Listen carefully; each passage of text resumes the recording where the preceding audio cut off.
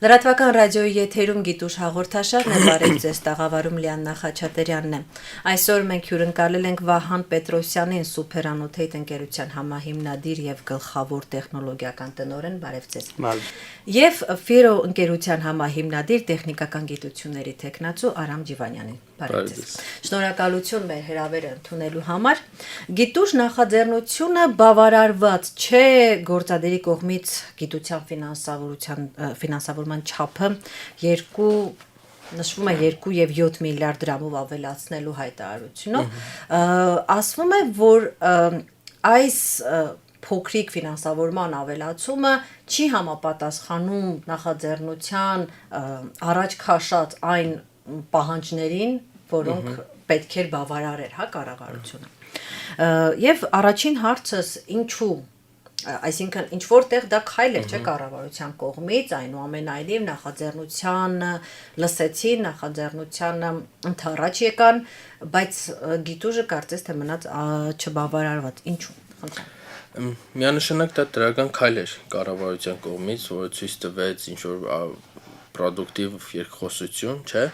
բայց մյուս կողմից գիտուժի պահանջը ինքը միայն գումարի ինչ-որ ավելացման մասին չի, ինքը ըստ էության գիտության ոլորտում ռազմավարական խորքային փոփոխությունների կամ փոփոխությունների հնարավորություն ստեղծելու մասին է։ Իսկ դա պահանջում է արդեն ավելի կոնկրետ միջոցներ, կոնկրետ քայլեր։ Այս 2.7 միլիարդ դրամը, որ ավելացրեցինք, ինքը գուցե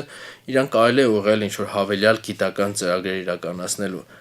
բայց մենք հիմա խոսում ենք գիտության ոլորտի տխուր վիճակի մասին, որը պետք կարելի է փոխել կամ որը պետք է տնել զարգացման վեկտորի վրա, միայն ֆունդամենտալ կոնկրետ էական մի քանի ծրագրեր անելով։ Իսկ այս 2.7 միլիարդ դրամը հնարավորություն չի տա այդ ծրագրերին։ Մենք ֆունդամենտալ ծրագրերին հաղորդման ընթացքում կվերադառնանք գոնե այն ծրագրերին, որոնք գիտուժը առաջարկել է 2021 թվականի համար։ Բայց այս պահին ուզում եմ փորձենք ավելի կոնկրետացնենք մեր ռադիոլսողների եւ ռադիոդիտողների համար։ Փաստորեն գիտուժը ներկայացնում է հստակ պահանջ, որ պետությունը պետք է հանձնառություն առնի զարգացնել, երկարաժամկետ զարգացնել գիտությունը, անգամ գիտուժը հատուկ առաջարկ է արել, որ գիտության ոլորտը կարգավորող օրենքում ամրագրել, որ գիտական եւ գիտատեխնիկական գործունեության համար պետական հատկացումները պետք է աստիճանաբար աճեցնել։ Հետևյալ ժամանակացույցով 2022 թվականի բյուջեի առնվազն 2%, 23-ին 3%, 24-ին բյուջեի 4%, որը մոտավորապես ՀՆԱ-ի 1%-ն է կազմում։ Սա ենթադրում է, որ պետությունը կանգնում եւ ասում է հարգելի ժողովուրդ եւ հարգելի մյուս պետություններ, մենք որոշել ենք այստեղ զարգացնել պետությունը։ Ինչին ի պատասխան գիտությունը, ներողություն։ Ինչին ի պատասխան պետությունը ասում է լավ, շատ մի բողոքեք, փող տանք մի քիչ ձեզ։ Փաստացի ստացվում է այդպես, ճիշտ է, պետությունը ասում է, որ մյուս տարի հատկացումները կլինեն ավելի, այս հատկացումները խոսքը վերաբերում է հենց 21 թվին, այս տարի կոնկրետ ավելացումներ անելու մասին, բայց մեկ է, պետությունը ամբողջովին շրջանցեց որևէ լուծում տալու այդ հարցին, թե ոնց է ինքը ստանձնում այդ հանձնառությունը երկարաժամկետ զարգացման, ինչ քայլերով կարող է ամրապնդել իր այդ հանձնառությունը բացի բանավոր կերպով խոստումներ տալուց։ Իսկ դա շատ կարևոր է, որովհետև հանձնառությունը առաջին հերթին, ճիշտ այնպես ինչպես որ բիզնեսը տնտեսությունը զարգացնելու համար առաջին հերթին պետք է ոչ թե միանգամից ներդրումներ սրսկել վերցնել, այլ պետք է փոխել մթնոլորտը, չէ, տարբեր առումներով, սկսած օրենսդրական դաշտից, վերջացրած ոլորտի նկատմամբ սպասելիքները աճեցնելու, չէ, այսինքն պիտի ոգևորություն լինի այդ ոլորտը, դա է բերում առաջընթացի, դա է բերելու զարգացման։ Այդ նույն առումով շատ կարևոր է, որ գիտության ոլորտում լինի կանխատեսելիություն, լինի վստահություն ապագայի նկատմամբ։ Այն նույն հանգամանքները, ինչ որ պետք է օրինակ բիզնեսը զարգացնելու համար, չէ, կանխատեսելիություն, վստահելիություն ապագայի նկատմամբ, որ դա նաև, որքան ես հասկանում եմ, ըստ ձեզ կօգնի, որ երիտասարդ գիտնականները չգնան Հայաստանից։ Միանշանակ, ինձ թվում է, որ երիտասարդ գիտնականներին հենց պետության անտարբերությունն է, որ թողնում է գնան ու ուրիշ տեղեր գտնեն։ Այդ օրինակներից մեկը երևի թե ես եմ։ Ես մոտավորապես 10 տարի առաջ երկրից գնացել եմ ու թե բակալավր, թե մագիստրատուրա, թե հետո ասպիրանտուրան արդեն Շվեդիայում եմ արել, որտեղ եթե չլիներ այդ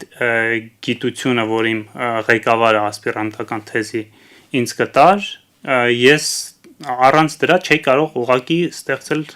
ընկերություն Հայաստանում։ Այսինքն իր տված գիտելիքների շնորհիվ ստեղծվել է մի հատ ընկերություն, որը այսօր գնահատվում է 8-9 նիշանոց դոլարային արժեքով։ Դուք փորձ, այսքան լավ օրինակ եք մարդու, ով դրսում սովորեց եւ վերադարձավ եւ ձեր ասած 8-9 նիշանոց հաջողեց, բիզնես ոլորտում։ Ինչ է ըստ ձեզ պետք ընդհանրապես, որպեսզի ձեր նման մարդիկ շատ ավելի գան։ Նախ պետք է Ոչ միայն բիզնեսի մեջ մտնելու, այլ գա որպես գիտնական վերադառնա Հայաստան։ Տեսեք, ֆունդամենտալ գիտությունները այս դեպքում շատ կարևոր տեղ են գրավում այսպիսի բիզնեսների առաջացման մեջ, բայց ոչ միշտ է որ դա այդպես տեղի ունենում։ Իսկ հայերը որպես այստեղ մնան եւ այստեղ այդ ֆունդամենտալ գիտությունները զարգացնեն, առաջնայինը դա ֆինանսավորումն է ու այդպիսի մեծ պարտավորություններ ստանալու ընդհանրապես պետք չի։ Ես ձեզ թվային օրինակ կարամ բերեմ։ Օրինակ, եթե վերցնենք արհեստական ինտելեկտի բնագավառը, երևի թե տարեկան այնտեղ տպագրվում է մոտ 10-ից 20-30 հազար միգուցե հոդված, գիտական հոդված, որտեղ Շվեդիան ընդամենը 20 հոդված կամ 30 հոդված կարող է աշխարհին տա ամբողջ երկրով այդ ոլորտի մեջ։ Իսկ մեր երկրում շատ քիչ են այդպիսի հոդվածներ գրում, մեկ լինի կամ չլինի այդպես է։ Իսկ Շվեդիայի կառավարությունը չի պարտադրում, որ այդքան փող տալուց հետո գիտնականներին, որ դուք պետքա ինչ որ ավել գործ անեք։ Ընդհանրապես այդ 20 հոդվածն է, որ Շվեդիայի կառավարությունը ուզում է տեսնի, որ արհեստական ինտելեկտում ասի տեսեք, ես իմ փոքր բնակչությամբ մրցում եմ Ամերիկայի հետ, Ավստրալիայի հետ եւ Չինաստանի հետ։ Մեզ մոտ կան պահանջներ, այ դուք ասացիք Շվեդիայի կառավարությունը, մեզ մոտ այսինքն անգամ քիչ գումար տալու հետ մեկտեղ որոշակի պահանջներ են ներկայացվում, գիտնականներին, որ այ եթե փող տանք, ուրեմն պետք է այսպես, այնպես։ Չեմ կարծում, որ մեր մոտ այդ ինստիտուտը այդպես է գործում, մեր մոտ կա երևի մրցակցային գրանտներ, ավելի մրցունակ գիտնականներին։ Այդ գրանտը ստանալու համար ինչպիսի պահանջներ են տրվում, արդյոք պարտադիր պահանջը 1 հոդված կամ 4 հոդված, ես անկեղծ տեղյակ չեմ։ Շատ լավ։ Կա այսպիսի կարծիք, ես ինքս եմ դա լսել, որ այդ գումարները հաշվի առնելով երկրի ներկա ծանր վիճակը, այդ գումարները, որ մենք ներդրում ենք գիտության մեջ, եկեք ներդնենք բիզնեսի մեջ, չգիտեմ, եւ նշում են բարձր տեխնոլոգիաներ, չգիտեմ, ՏՏ ոլորտ եւ այլն, արդյոք իրականում մեկը մյուսից այդքան տարանջատված է, ինչքան մարդկանց որոշ մասին թվում է։ Իրականում հարցն է շատ լավ, ու ձեր կոմենտն է շատ լավ, օրինակ ՏՏ ոլորտի մեջ, ես որպես ՏՏ ոլորտից մի բան կարող եմ ասեմ։ Հիմա ՏՏ-ն աճում է 20% տարեկան, որով բոլորս ոգևորված ենք, բայց ցավոք ՏՏ-ն չի աճում 40%։ Միայն մի պատճառով։ Հայաստանում որակի ցածր ՏՏ մասնագետների որակի ավելի կոնկրետ քիչ գիտահեն ՏՏ կադրեր ունենալու պատճառով։ Հայաստանում computer science-ը շատ համակարգչային գիտությունները շատ ցածր մակարդակի վրա են, չէ՞ Վահան։ Բայց ունենայինք զարգացած ֆիզիկայի չափ զարգացած համակարգչային գիտությունների ոլորտ ունենայինք, մեր ՏՏ-ն կաճեր ոչ թե 20%-ով, այլ գուցե 50%-ով կամ գուցե ավելի շատ։ Ու դա կարող են կոնկրետ օրինակներով էլ բերել։ Խնդրեմ։ Եթե նույն AI լաբորատորիաները, եթե ունենայինք տարեկան մոտ 100 ուժեղ AI ասպիրանտ, այսինքն արհեստական բանականությունը ասպիրանտի մակարդակով, գիտական մակարդակով տիրապետող մասնագետ, այդ մարդկանց ուսերի վրա կծնվեին նոր բազմաթիվ ընկերություններ։ Երկրորդ օրինակը կարող եմ բերեմ օրինակ կրիպտոգրաֆիայի ոլորտում։ Կրիպտոգրաֆիան մաթեմատիկայի միջուղ է, որը ընկած է բլոկչեյնի հիմքում։ Ես ինքս կրիպտոգրաֆիայի մասնագետ եմ, ֆիրոն հենց կրիպտոարժույթ է։ Կարող եմ ասել, եթե մենք ունենայինք ակտիվ գործող կրիպտոգրաֆիայի գիտական լաբորատորիաներ, դրա հիման վրա հիմա հնարավոր կլիներ ստեղծել էլի տասնյակ ինովացիոն ընկերություններ, որոնք Հայաստանը կկապեին հենց այս պահին ակտիվ զարգացող միջազգային տնտեսության հետ 21-րդ դարի հետ, այսպես ասած, իսկ մենք հետ ենք մնում այդ տարից։ Այսինքն ամփոփենք հարցի պատասխանը, փողը ոչ թե տնենք գիտության մեջ, այլ տնենք բիզնեսի մեջ, դա աբսուրդ է։ Այսինքն այսօր մեկը շատ տեղերում, այսինքն հիմնականում մեկը մյուսից անգամ տարանջատելի չի, այսինքն հավն է։ Այո, ու դա գնալով ավելի կապակցված է դառնալու, հաշվի առնելով թե ոնց է աշխարհը զարգանում, դեպի ավելի գիտելիքային բիզնեսներ, չէ՞։ Այն 5-20-րդ դարի բիզնեսները ճիշտ է կան կմնան, որպես պլատֆորմ, շինարարություններ, սուպերմարկետներ եւ այլն, բայց հիմա գալիս է նոր շուկաներ, նոր բիզնեսներով։ Իսկ դա այդ տնտեսական առաջընթացը բաց չթողնելու համար միայն ու միայն անհրաժեշտ է գիտական հենք ունենալը։ Հակառակ դեպքում այդ նոր հեղափոխությունները տնտեսական մեր կողքով էլի կանցնեն ու մենք բաց կթողնենք, չենք կարողանա օգտվել։ Ինչի Հայաստանում ՏՏ-ն զարգացավ, որովհետև կար ուժեղ ֆիզիկա-մաթեմատիկական դպրոց։ Հա? Երբ որ եկավ ինտերնետի հեղափոխությունը, որը մեզ հասել էր սովետից։ Ու ֆիզիկա-մաթեմատիկական ընդհանուր բնական գիտությունները, կենսաբանությունը, քիմիան էլ իրականում հիմքն են ու դրանք անհրաժեշտ է պահել, որովհետև տեսեք 10-15 տարին մեկ նոր տեխնոլոգիական ինչ-որ հեղափոխություն է տեղի ունենում, նոր պլատֆորմներ են առաջ գալիս, օրինակ ինտերնետը, ինտերնետից հետո մոբայլը, որոնց վրա տնտեսությունը ռադիկալ փոխվում է աշխարհում։ Որ երկիրն է կարողանում այդ հեղափոխությունը մաքսիմալ օգտագործել, կախված է տարբեր ֆակտորներից, բայց ամենակարևորը կախված է նաև այդ երկրում համապատասխան գիտական ներուժից։ Այդ կդրվածքով ուղղակի, որովհետեւ մենք կարողանանք բիզնես զարգացնել։ Արդեն հիմա չեմ ասում նույնիսկ 10 տարի հետոյի համար, բայց առավել եւս 10 տարի հետոյի համար։ Հիմա ամենամեծ ներդրումը պետք է անել մեր այդ գիտական դպրոցները զարգացնելու կայացնելու վրա։ Առաջին հերթին բնագիտական, ֆիզիկա-մաթեմատիկական ու երկրորդ հերթին մենք որպես մաթեմատիկ ընդհանրապես չենք թերարժևորում հասարակական գիտությունների դերը եւս։ Քանի որ մենք բնական գիտություններից ենք եկել, երևի ավելի շատ կարող ենք բնական գիտություններից խոսալ, բայց նաև հասարակական գիտություններն էլ են շատ կարևոր ու կոնկրետ մեր ընկերության հետ կապված, եթե ես հավանականությունների տեսություն, այսինքն մաթեմատիկա չիմանայի, մեր ընկերությունը ուղղակի չէր ստեղծվի։ Որ ՏՏ ընկերություն ժողովրդի համար դա ՏՏ ընկերություն է, չէ՞։ Մենք ՏՏ ընկերություն չենք։ Մեր ընկերությունը ստեղծվել է մաթեմատիկայի հիման վրա։ Իսկ այսօր մաթեմատիկայի թե ուսուցչի դերն է ընկած, թե դասախոսի դերն է ընկած, որը եթե գումար չես տալի այդ մարդկանց, ինչպես է հնարավոր ուղղակի գիտություն զարգացնել։ Կրթությունից հասանք կրթության, ճիշտ ասած գիտության մասին յուրաքանչյուր խոսակցություն մեզ միշտ է տանում դեպի կրթություն Հայաստանում, որովհետև հնչում են տարբեր հարցեր, որ գիտությունից առաջ նախ կրթությունը զարգացրեք, որպեսզի լինի հետագայում գիտություն, հետո ինչ գիտության մասին է խոսքը, երբ որ մաթեմատիկայի դասատուն, չգիտեմ ինչքան է 70-100 հազար է ստանում, հա, չգիտեմ, մաթեմատիկայի դասատի, հա, մոտավորապես, շրջանում էլ ստանում։ Այդ չափի գիտության ֆինանսավորումը, եթե պետությունը հանձնառություն առնի, ինչ է կարծում, ինչ որ ձև կարող է ազդել, այսինքն կրթության վրա, այսինքն փորձենք ոչ թե կրթություն, գիտություն ներքևից վերև, այլ, չգիտեմ, վերևից ներքև ազդեցություն իրագործել։ Ինչ է կարծում։ Հարցը երկուսին է ուղղված, երկուսի կարծիքն են։ Ես կարծում եմ, որ միանշանակ կարող է ազդել, այդ թվում շատ կարճաժամկետներում։ էլի կարող ենք օրինակ բերել, օրինակ կենսաինֆորմատիկայի ոլորտը կամ IT-ի ոլորտը։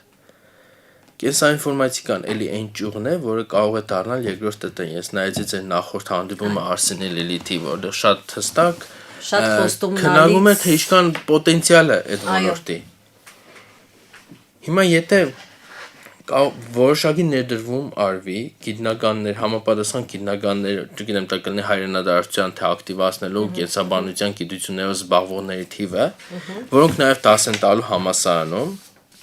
ու հետևաբար միանգամից, եթե ակտիվ գործող գիտնականն է դասավանդում, կամ ակտիվ գործող շատ գիտնականներ են դասավանդում մի ֆակուլտետում կամ մի կուրսում, այդ կուրսի որակը 100 ուսանողի որակը լինում է լրիվ Այսինքն այն ուսուցիչները, որոնք նա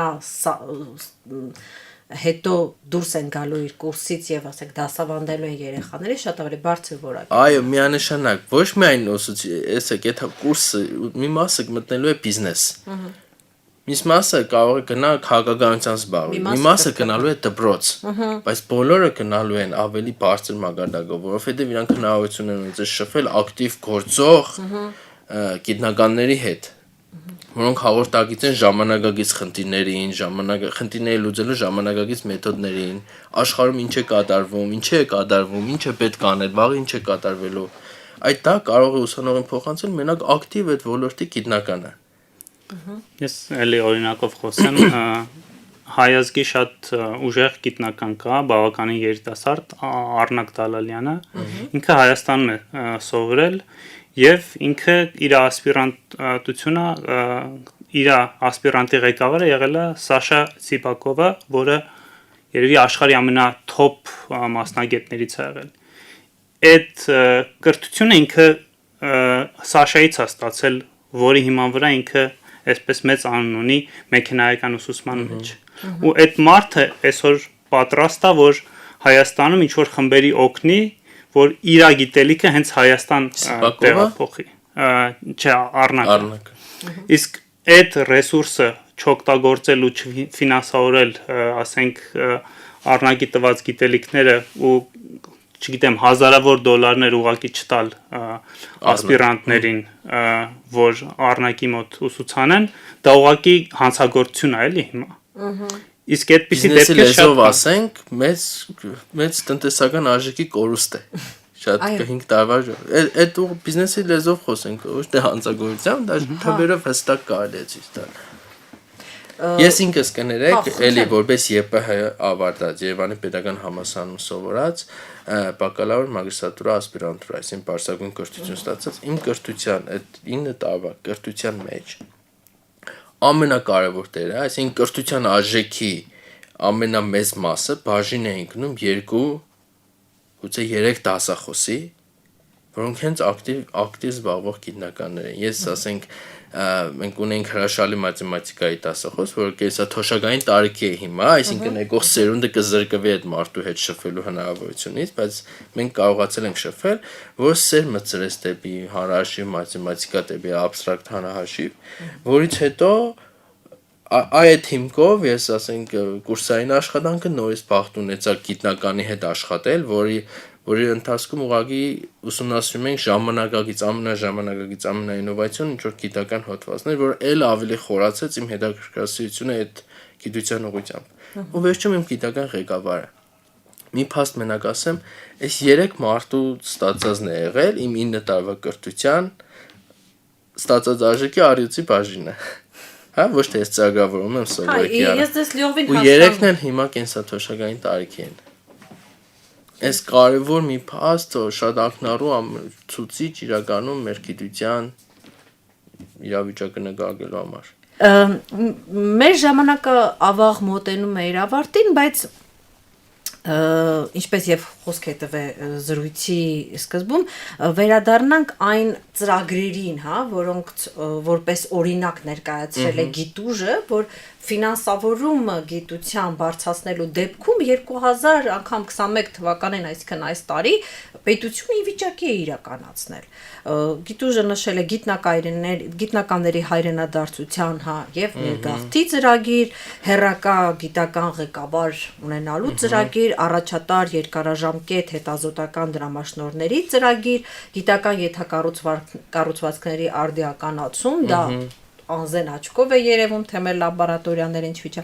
Եվ ընդլայնել արդեն իրականացվող ծրագրերը, հա։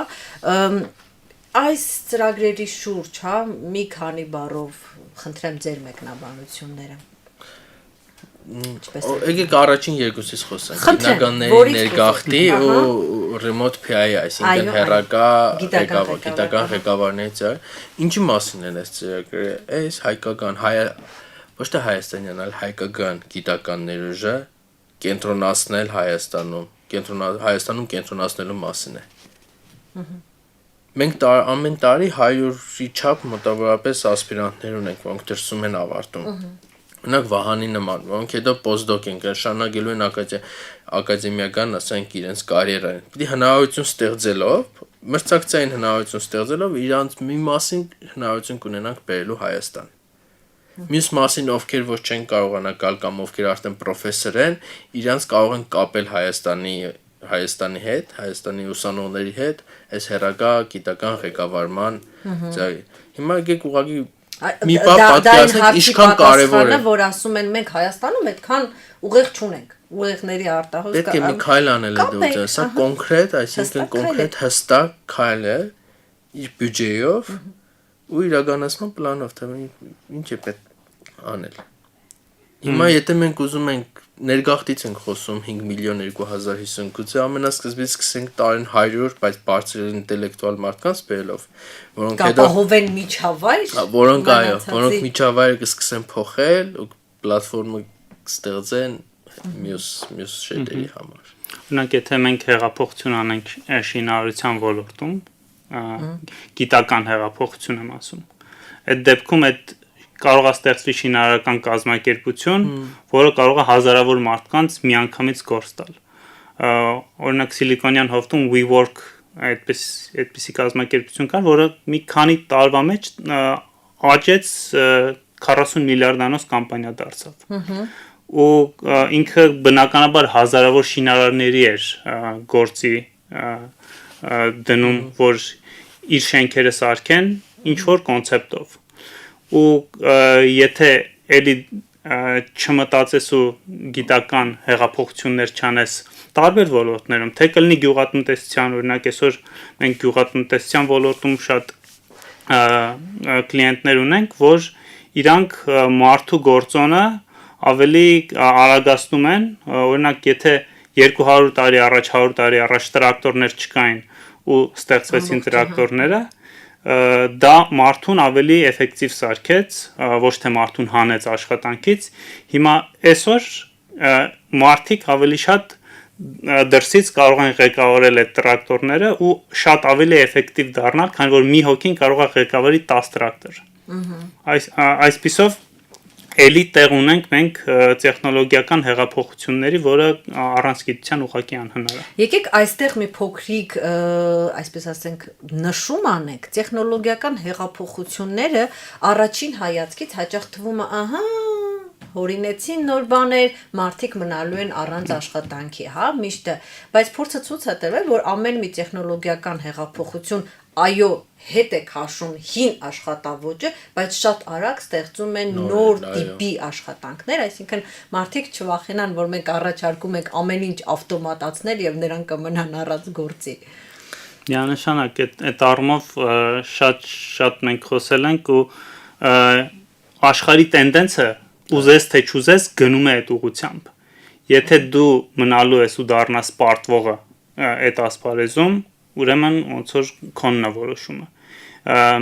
Միևնույնն է Ամերիկան թե Չինաստանը շարժվելու են այդ ուղղությամբ ու վերջում գալու են այն ձեռքով արվող զզվելի գործը տան այն երկրներին, որոնք չեն ներդրել ժամանակին գիտության մեջ ու այդ ամեն ինչից խուսափելու համար պետք է անհապաղ այդ նշված 2, 3, 4%-ները մենք ուղղակի առանց մտածելու քվեարկենք ու անցկացնենք այդպես։ Աշխարհը ես սրա մասին էլի եմ նշել, այսինքն բաժանվում է եւ հիմա դրա գործընթացը գրում է երկու մասին, հա, այդ գիտություն ստեղծող երկրները, գիտելիք ստեղծող եւ տեխնոլոգիական հեղաշրջում անող եւ այն երկրները, որոնք հետ են մնում եւ արդյունքում դառնում են դրա ինչ որ սպասարկող մասը։